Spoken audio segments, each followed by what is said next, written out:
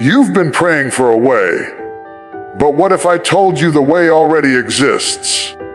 You've been asking God to open a door, but what if the door has been standing there the whole time? My brothers and sisters, the God we serve is not scrambling to figure out your future. He's already prepared the path. You don't have to chase it. You don't have to force it. You just have to follow His lead. The way you need is already made. And today, I came to tell you God will lead you through it. The path is prepared before the problem appears. That means God has already written the script of your life before you ever took your first breath. Nothing that surprises you surprises Him. You are walking into days that He has already finished writing. Before the crisis showed up, the cure was already in place. Before the storm gathered, the shelter was already prepared. Before the need arose, the provision was already waiting. You are not stumbling through darkness, trying to figure this thing out as you go. You are stepping into a divine plan that was sealed before the foundations of the earth. Sometimes life hits you so hard that you start to believe you're out here on your own. You get that phone call, you lose that job, the diagnosis comes back worse than you expected, and you think, Lord, where are you? But if you could pull back the curtain of time and see how God orchestrates everything, you'd know that He never reacts. He always acts. He doesn't rush to fix what broke. He already set up the repair long before the break occurred. What seems like an interruption to you is just an intersection on His map. What you call a setback is actually the setup. He planned to move you into the next dimension of your purpose. Think about the children of Israel standing at the edge of the Red Sea with Pharaoh's army closing in behind them. From their perspective, there was no way out. But before they ever left Egypt, God already knew the sea would part. He knew the wind would blow. He knew the ground would dry. He knew the path they needed to walk was already built into the miracle. God didn't look down from heaven and say, "Oh no, I didn't see this coming." No, He prepared the way before they even felt trapped. He always prepares the way before the problem appears. You may be worried about tomorrow, but God has already been there. He has scouted it out, cleared the debris, and marked the route.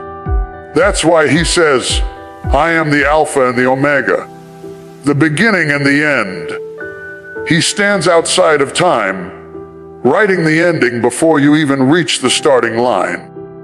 He's not pacing the floors of heaven, wondering if you're going to make it.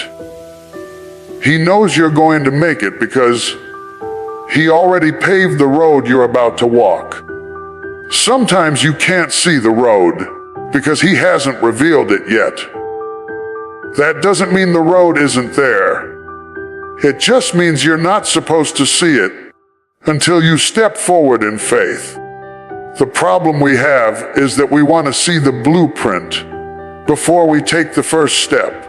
We want God to show us the whole picture before we agree to move. But God says, if you trust me, I'll guide you. If you obey me, I'll reveal it as you go. Faith doesn't ask for proof. It walks with confidence that the proof is already established. Remember Abraham climbing up Mount Moriah with his son Isaac. All he had was a command. Go sacrifice your son. What Abraham didn't know was that God had already sent a ram up the other side of the mountain. Before Abraham even raised his knife, the provision was caught in the thicket.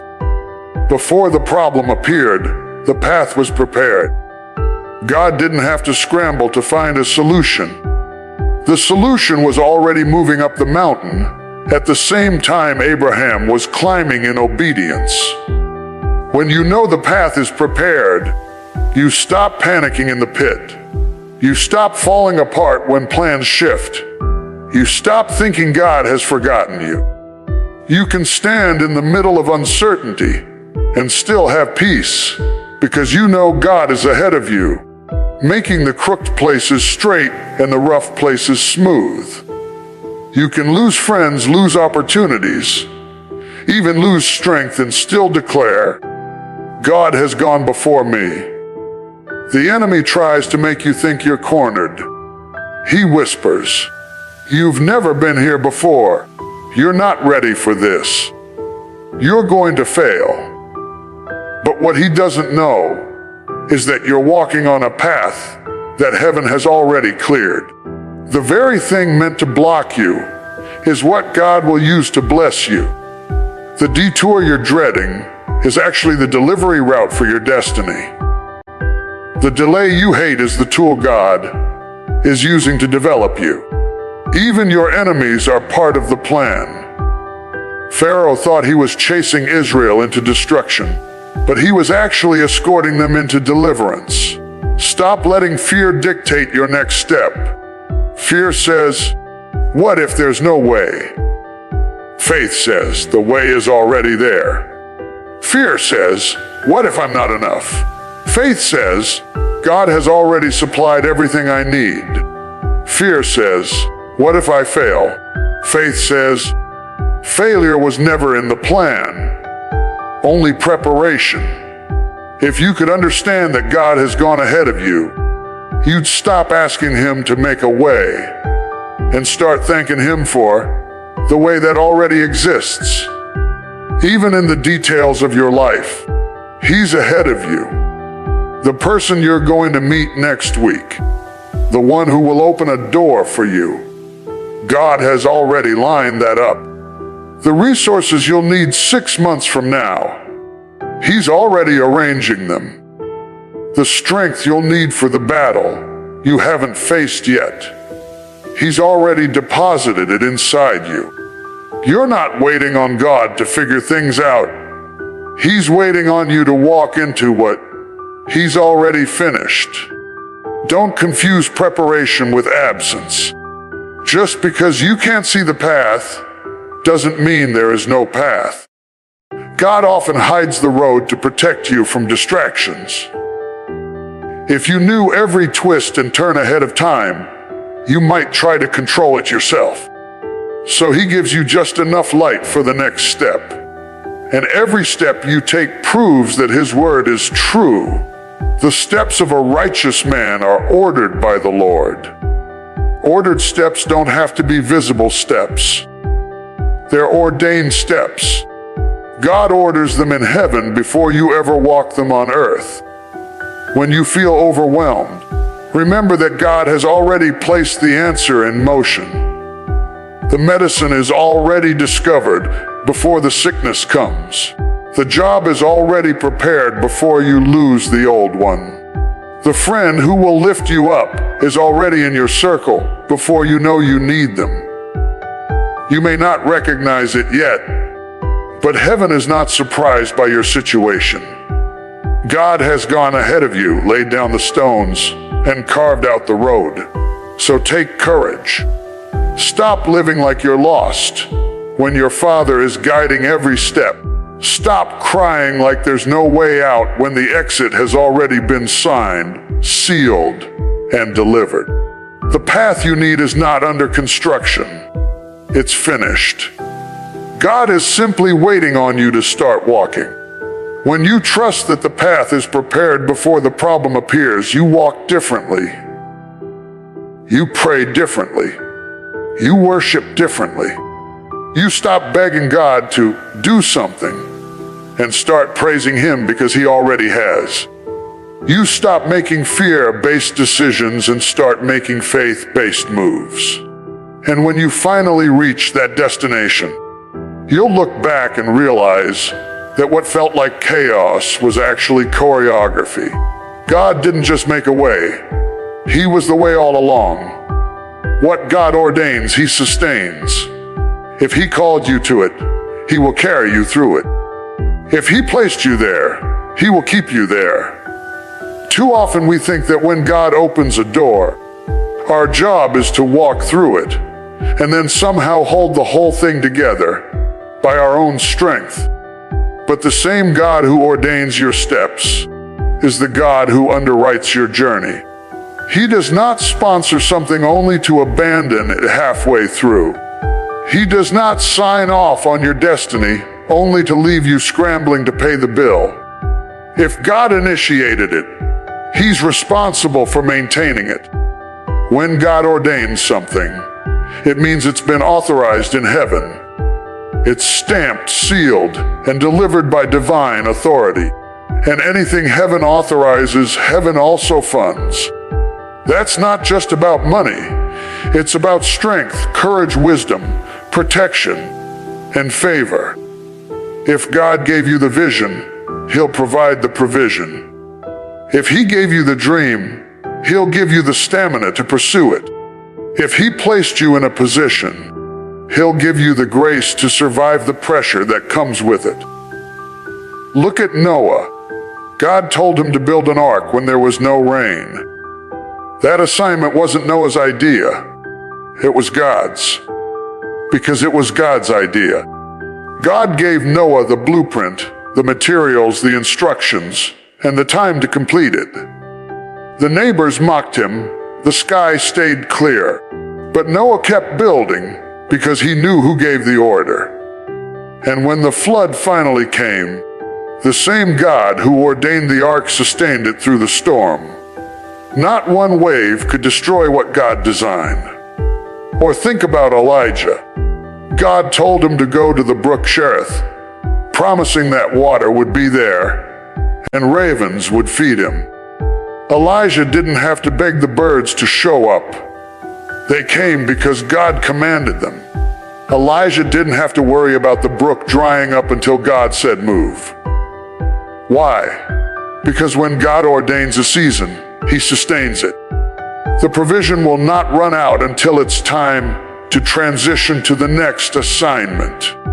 We get into trouble when we run into things God never ordained and then expect Him to sustain them. If you pushed your way into a relationship He didn't approve, don't be shocked when you have to carry it by yourself. If you forced open a door that He never unlocked, don't be surprised when you're the one holding it up with your own effort. When it's God's plan, He takes the weight. When it's your plan, you take the weight. And some of us are exhausted, not because life is so hard, but because we're carrying things God never assigned to us. But when you're in the center of His will, you can rest. You don't have to hustle for what He already promised. You don't have to manipulate outcomes or convince people to stay in your life. You don't have to fight to keep what God Himself is holding together. When He ordains something, He takes full responsibility for it. Your job is obedience. His job is outcome. Your job is faithfulness. His job is fulfillment. David understood this when he faced Goliath. David didn't wake up one day deciding to fight a giant.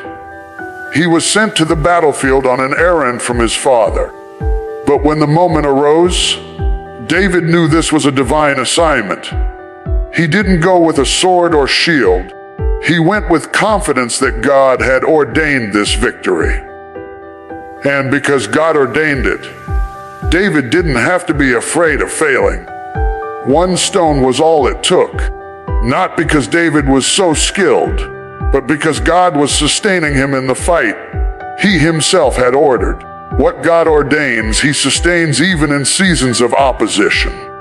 Joseph was thrown into a pit, sold into slavery, and locked in prison. Yet he never lost his favor. Why? Because his calling wasn't man-made. It was God-ordained. His brothers couldn't stop it.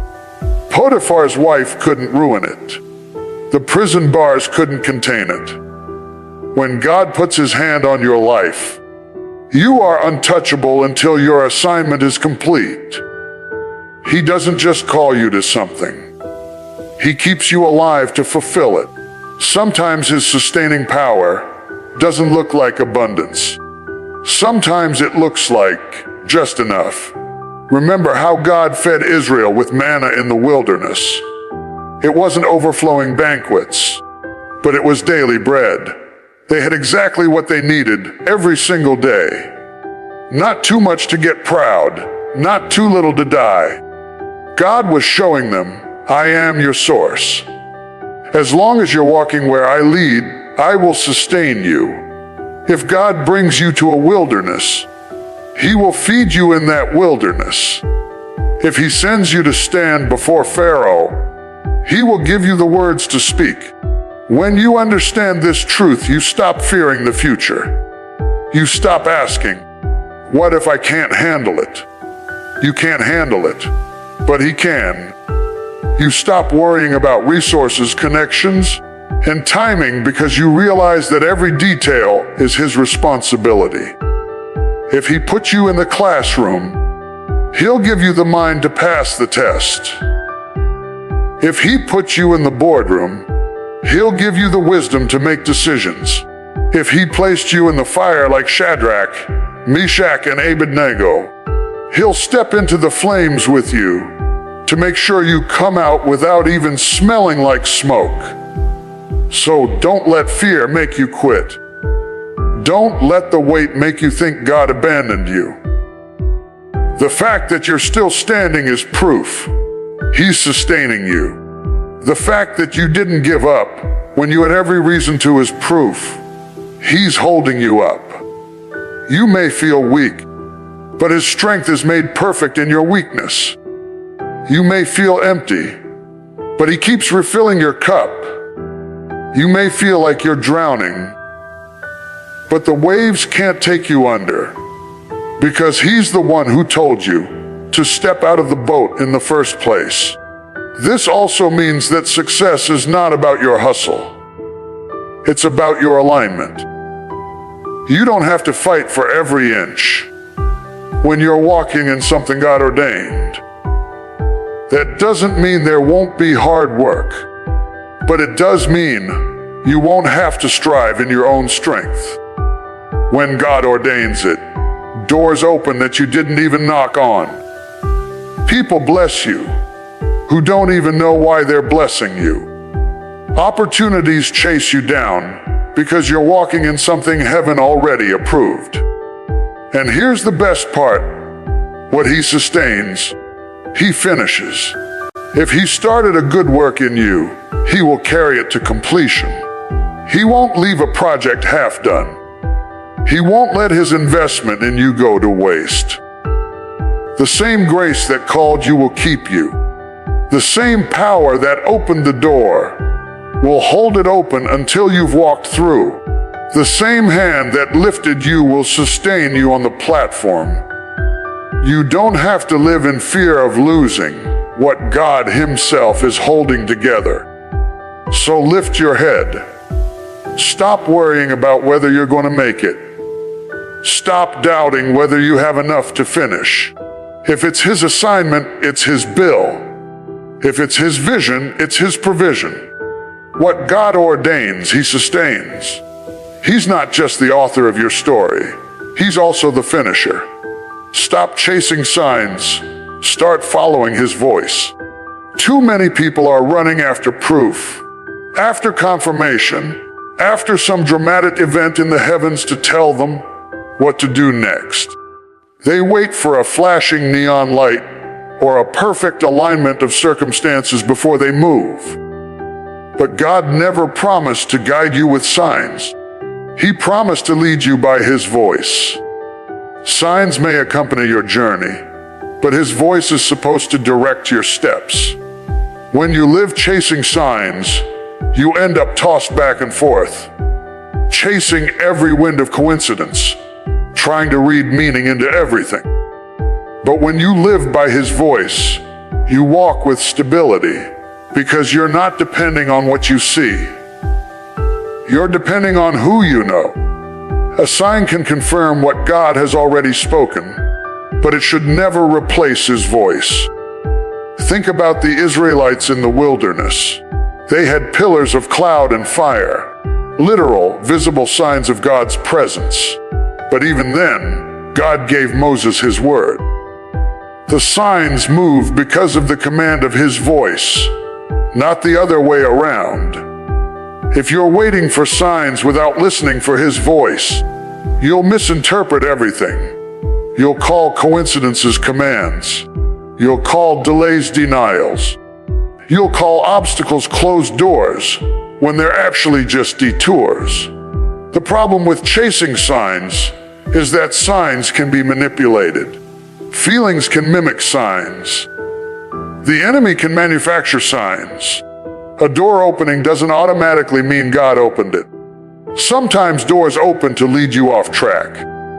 Sometimes everything lining up is just a setup to make you lean on your own understanding. That's why Jesus said, "My sheep hear my voice." He didn't say, "My sheep chase after signs." Sheep don't navigate by decoding clues. They simply follow the shepherd. When you learn to hear God's voice, you can walk forward even when there are no signs at all. You can obey even when nothing looks like it's working. You can trust him in silence because his voice becomes louder than the noise of circumstances. And that voice isn't always thunder or lightning. More often it's a whisper, a quiet prompting, a holy nudge, an inner conviction you can't explain, but you know it's him. You don't have to panic when heaven seems silent if you've already trained your ear to recognize the shepherd. Look at Abraham. God told him, "Leave your country and go to a land I will show you." No map, no GPS, no signposts, just a voice. Abraham didn't have to wait for the stars to align or the wind to blow a certain direction. He just obeyed the voice. And because he obeyed, God made him the father of many nations. Had Abraham waited on a sign, he might have never moved. Sometimes signs come after you obey, not before. Gideon, on the other hand, kept asking for signs. He laid out fleece after fleece because he doubted what God had already spoken. And yes, God honored his request. But notice how much time and energy Gideon wasted just to confirm what was already clear. Chasing signs delays progress. Listening to his voice accelerates it. God doesn't mind confirming his word, but he desires children who trust him without needing constant proof. When you chase signs, you can also miss the simplicity of God's direction. Sometimes we look for something spectacular, but God gives something still. Elijah learned this on Mount Horeb. He saw wind, fire, an earthquake, massive signs. But God's voice came in a gentle whisper. If Elijah had only been looking for signs, he would have missed the sound of God's direction. And isn't that us? Always expecting the dramatic when God moves through the quiet.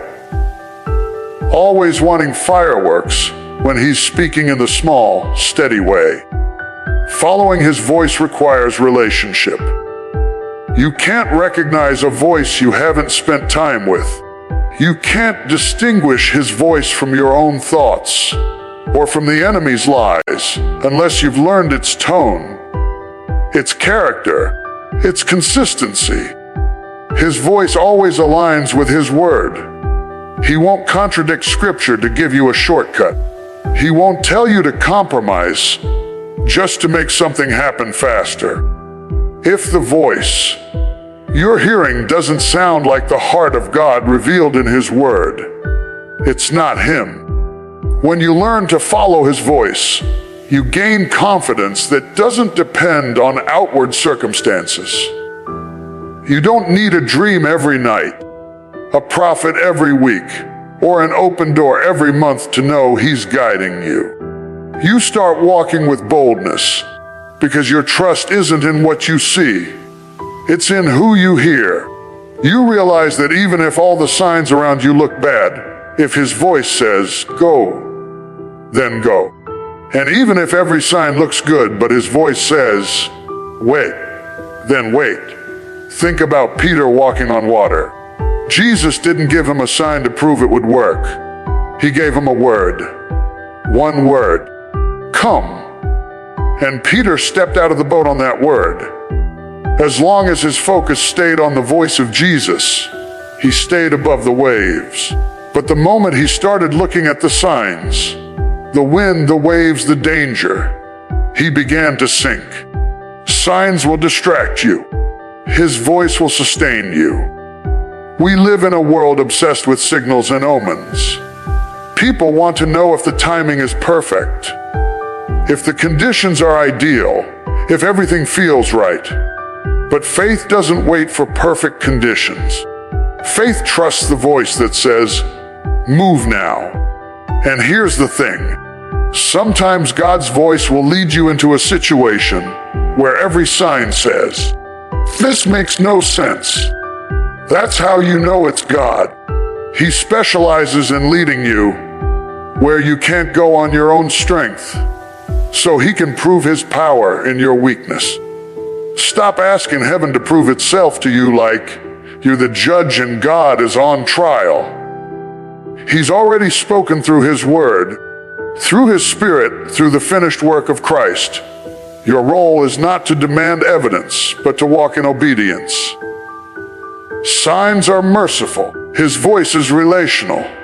Signs are external. His voice is internal. Signs can mislead. His voice never will. Following his voice also brings peace in chaos. When you're chasing signs, you're constantly anxious, wondering if you missed something. Was that a sign? Was that not a sign? What if I misread it? But when you know his voice, you stop living paranoid. You stop second-guessing every step. Even if you make a wrong turn, his voice will correct you. This is the way, walk in it. A GPS doesn't panic when you miss a turn. It simply reroutes. The same God who spoke at the beginning will speak again to get you back on track. If you train your ear to hear him, you can walk into unfamiliar places with confidence. You can face decisions without fear. You can stand in the middle of uncertainty without needing a miracle sign every 5 minutes, because his voice itself becomes your miracle. The voice that spoke galaxies into existence is the same voice whispering to your heart, "Trust me. Follow me. I've got you." Stop chasing signs. Start following his voice. Signs fade. Voices endure. Signs can be counterfeited. His voice cannot. When you learn to hear him, you're no longer a victim of your circumstances or your emotions. You're no longer at the mercy of whether everything lines up. You simply move because he said so. And when he says so, that's all the confirmation you'll ever need. Provision is always waiting on obedience. God's resources are never late, never missing, never out of stock, but he releases them in alignment with your willingness to trust and obey. Too often, we want God to show us the full supply before we take the first step. We pray, "Lord, give me everything I'll need up front so I won't have to worry." But God says, "Move first. Do what I told you to do." As you obey, you'll see that I've already provided. He doesn't hand you the entire map before you start walking. He gives you light for the next step. This principle runs through all of Scripture. When Jesus told the servants at the wedding in Cana to fill the jars with water, they didn't ask, "But where's the wine?" They obeyed. Only after they filled the jars did the water turn into wine. The miracle came after obedience, not before. If they had waited to see proof first, they would have missed the moment. Think of Elijah again during the famine. God told him to go to Zarephath, where a widow would feed him. The widow herself was down to her last meal, preparing to die with her son. But Elijah gave her a word, "Make me a small loaf first, then make one for yourself and your son." The jar of flour will not be used up, and the jug of oil will not run dry until the day the Lord sends rain. The provision didn't appear in advance. The oil didn't overflow in her pantry, so she could relax before making the bread. No. Every day she obeyed, there was enough. Every time she went back to the jar, there was something there. Provision met obedience step by step. This is why many people live in fear. They're waiting to see resources before they act on God's word.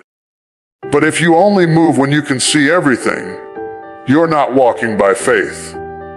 Faith says, I don't see how this will work, but if God told me to do it, He's already prepared the supply. God doesn't give you faith to store up. He gives you faith to spend as you walk. And every time you take a step, heaven releases what you need for that step. The Israelites learned this with manna in the wilderness. God told them to gather only enough for each day. If they tried to store it up, it rotted. Why? Because He was teaching them dependence. He wanted them to learn that obedience brought provision. Fresh, daily, dependable provision. The only time they were allowed to gather extra was on the eve of the Sabbath, because that instruction came directly from Him. When they followed His command, there was always enough. When they disobeyed, they discovered lack. Provision also waits in places that look empty. Sometimes God sends you into situations that make no sense just to test whether you'll obey. He may tell you to take a job that doesn't seem promising, to sow into a ministry when your own finances are tight, to serve someone who can't repay you. Why? Because He wants to show you that the source isn't the place, the paycheck, or the person, it's Him. If He tells you to go to a desert, He'll make water flow from a rock. If He tells you to step into a storm, He'll make a path through the sea. Look at Peter in Luke 5. He had fished all night and caught nothing. Jesus told him, put out into deep water and let down the nets for a catch. It made no sense. Peter was tired, frustrated, and probably thinking, what's the point? But he said, because you say so, I will let down the nets. The moment Peter obeyed, the provision came. The nets overflowed with fish. Not because Peter suddenly became a better fisherman, but because obedience positioned him for abundance. This is the posture God desires from His people. Because you say so, I will. Not because it looks logical. Not because the resources are already here. But because I trust your word more than I trust what I see. God's supply is not sitting in heaven waiting for your prayers to sound desperate enough. It's waiting for your feet to start moving in faith. Provision follows purpose. If God told you to do it, He's obligated to fund it, but He releases that funding when you align your steps with His will. When you lag behind in fear, you block the flow. When you run ahead without instruction, you step outside of it. But when you walk in rhythm with His word, everything you need is right on time. Not a moment too soon, not a moment too late. This also means provision isn't always material. Sometimes the resource God provides is strength to endure. Sometimes it's wisdom to make the right decision. Sometimes it's favor with the right people. You may be looking for a check in the mail while God is sending a person who opens a door. You may expect a sudden windfall when God is giving you daily bread. Don't limit His provision to one form. He's creative enough to feed Elijah with ravens, to put money in a fish's mouth for Peter, and to multiply a boy's lunch to feed thousands. If He can do all that, He can meet your need in ways you've never imagined. Obedience also attracts clarity. Many people cry out, "Lord, what's next? What's the big picture?" But why would God reveal the next step if you haven't taken the current one? He gives light as you walk. When you refuse to move until you have all the answers, you stay stuck. When you obey what you already know, you find the next instruction waiting for you. And with every instruction comes the provision for that stage of the journey. Provision is not something you have to beg for. It's something you walk into. When Jesus sent out the 72 disciples, he told them to take no purse, no bag, no extra sandals. Why? Because he wanted them to see that wherever they went in obedience, the supply would meet them there. And it did. They returned rejoicing, not just because of miracles, but because they saw firsthand that God sustains those who do his will. This principle frees you from anxiety. You don't have to see how it will all add up. You don't have to figure out every detail before you start. Your job is not to plan the provision. Your job is to walk in obedience. Provision is God's responsibility, not yours. If he says go, he's already set aside everything you need on that path. If he says give, he's already prepared to replenish you. If he says trust me, it's because he's already gone ahead to arrange what you can't see. The danger is that fear will make you hesitate, and hesitation can cause you to miss divine timing. The ram didn't appear on the mountain until Abraham raised the knife in obedience. If Abraham had stalled, doubting whether God would provide, he might never have seen the ram caught in the thicket. The miracle was waiting on his obedience. Stop waiting for the resources to appear before you step forward. Step forward and watch the resources appear. Stop praying for God to show up when he's waiting for you to show up. Obedience is your part. Provision is his part. When you do what he asks, you will discover that everything you need has been waiting for you all along. You're not lost, you're being led. When life feels confusing, when the path seems unclear, when nothing matches the picture you had in mind, it's easy to panic and think you've somehow wandered off course. But if you belong to God, you're not stumbling through the dark, trying to figure it all out alone. You're following a shepherd who knows every turn, every detour, and every destination. You may not see the whole map, but he does. What feels like wandering is often divine guidance in disguise. We confuse being uncertain with being lost. They're not the same thing. A child holding a parent's hand in a crowded place might not know where they're going, but that doesn't mean they're lost. The parent knows exactly where they're headed. In the same way, God holds your hand through seasons where your surroundings feel unfamiliar. You may not recognize the route, but he's not confused. He never looks down from heaven and says, "Oh no, I didn't expect them to end up here." He's been leading you even through places you didn't plan to go. Think about Israel in the wilderness. For 40 years they wandered in circles. Yet Scripture says God led them by a pillar of cloud by day and fire by night. They felt lost, but they were actually being guided every step. God was training them to depend on him instead of their own understanding. If you judge your life by how straight the path feels, you'll assume something's wrong every time there's a bend in the road. But sometimes God takes you the long way because he knows shortcuts would destroy you. He leads you on paths you wouldn't choose, so he can prepare you for destinations you wouldn't reach any other way. David understood this when he wrote, "The Lord is my shepherd, I shall not want. He makes me lie down in green pastures. He leads me beside still waters. He restores my soul. He leads me in paths of righteousness for his name's sake. Notice how David doesn't say he's figuring out his own route. He says God is leading. And later he adds, even though I walk through the valley of the shadow of death, I will fear no evil, for you are with me. God doesn't just lead in peaceful meadows, he also leads in dark valleys. Being in a hard place doesn't mean you're off course. Sometimes the valley is part of the route to victory.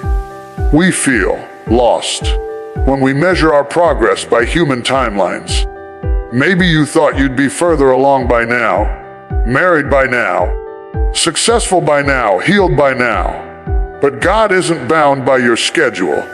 His guidance isn't rushed.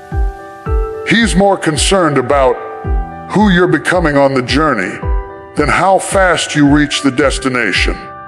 The very delays you hate may be the tools he's using to shape your character. You think you're off track, but he's actually working things together for your good. Think about Joseph. Betrayed by his brothers, sold into slavery, falsely accused, thrown into prison. Every part of his journey looked like failure. If Joseph judged by appearances, he would have believed he was completely lost. But every twist and turn was actually divine direction, leading him to Pharaoh's palace. What felt like detours were actually stepping stones. When his brothers finally stood before him, Joseph said, "You meant it for evil, but God meant it for good." That's what happens when you're being led. You discover even painful seasons are part of the plan. We panic when we can't see more than a few steps ahead. But a shepherd doesn't give sheep the entire itinerary. He simply guides them step by step. Sheep don't need to know where the next pasture is as long as they trust the shepherd's voice. If you've given your life to Christ, you are not wandering aimlessly. You are being guided by the one who knows the end from the beginning. His Spirit directs your steps, even the ones you don't understand. Sometimes God leads you through unfamiliar territory to teach you trust. If you always knew where you were going, you'd depend on your own wisdom instead of His presence. Uncertainty isn't proof that God left you. It's an invitation to lean in closer to His voice. When everything around you feels shaky, remember that He promised, "I will never leave you nor forsake you." You're not lost, you're in training. This also means you can stop comparing your journey to someone else's. Their route isn't your route. Just because someone else got to their destination faster doesn't mean you're behind. God customizes the path for each of His children. Some roads are scenic, some are steep, some are winding, but every path designed by God has purpose. You don't have to envy anyone else's progress when you know the shepherd is guiding yours. Consider how Jesus led His disciples. Sometimes He sent them into situations they didn't expect, like crossing a stormy sea or feeding 5,000 with almost nothing. In those moments, the disciples probably thought they were in trouble. But Jesus knew exactly where they were going and what they needed to learn along the way. He allowed them to face challenges, not because they were lost, but because He was leading them into deeper faith. If you feel like you're walking in circles, stop assuming you've missed God. Ask instead, "Lord, what are you teaching me here?" Maybe He's teaching you patience. Maybe He's teaching you dependence. Maybe He's positioning you for something you can't see yet. God's leading isn't always about getting somewhere fast. It's about forming you so that when you arrive, you're ready to handle the blessing. When you understand you're being led, peace replaces panic. You stop striving to control every detail. You stop living like God abandoned you. You start walking with confidence, even when you don't have clarity. You can say like David, "Surely goodness and mercy will follow me all the days of my life." Why? Because you're following a shepherd who knows where he's going. You may feel like you've taken wrong turns, but if you're listening for his voice, he knows how to reroute you. God is better than any GPS. When you make a wrong move, he doesn't throw away the whole plan. He simply recalculates the path to get you where you're supposed to go. Even your mistakes can't cancel his leading. Even when you're faithless, he remains faithful. So lift your head. You're not lost. You're being led. You may not see the next mile, but you have enough light for the next step. You may not understand why the road is hard, but the shepherd is walking with you. And when you finally look back, you'll see that what felt like wandering was actually God guiding you to exactly where you needed to be. Every valley, every detour, every delay, he used it all to get you here. You were never lost. You were always in his hands. Family, hear me. The way you need already exists. You're not carving this path out of thin air. God has gone before you. He prepared it before the problem ever showed up. What he ordains, he sustains. He's not sending you on an assignment. He won't empower you to finish. Stop chasing signs and start following his voice. Stop waiting to see it before you step. Provision is already waiting on your obedience. And don't you dare believe the lie that you're lost. You're not lost. You're being led by the shepherd who knows exactly where he's taking you. So lift your head, square your shoulders, and walk forward in faith. You don't have to beg God to make a way. He already is the way. Trust him when you can't trace him. Follow when you can't see the finish line. And when you finally reach that place he's prepared for you, you'll look back and realize he never left you, he never failed you, and he never stopped leading you. The way you need already exists. God will lead you every step of the journey.